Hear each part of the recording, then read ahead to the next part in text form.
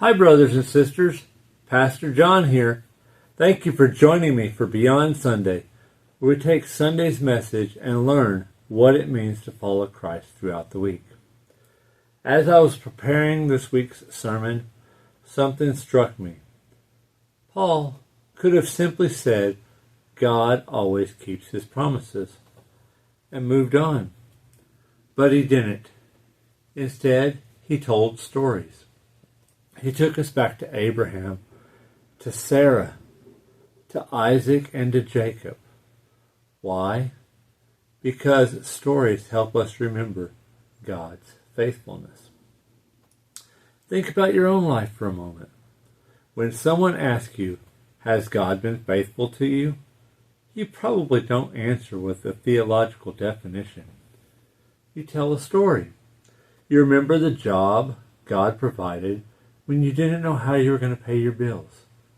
You remember the illness he carried you through. You remember the relationships he restored. You remember the prayer he answered. Maybe not the way you expected, but exactly the way you needed.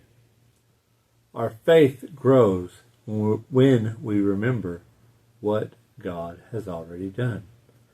That's why throughout the Old Testament, God repeatedly told his people to remember. Remember the Exodus. Remember the wilderness. Remember crossing the Jordan. Remember his faithfulness. Maybe that's something we need to practice more often. Instead of only bringing God our next request, let's also remember his last answer. Here's a challenge for you today.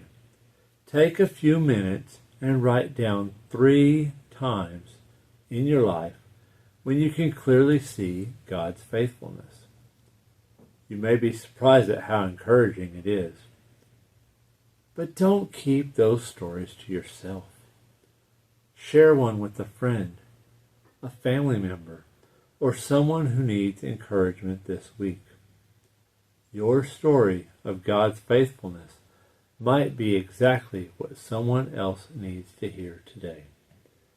If you'd like to spend a little more time in God's Word today, I encourage you to read today's page in this week's devotional booklet and spend a few moments praying through what God is teaching you.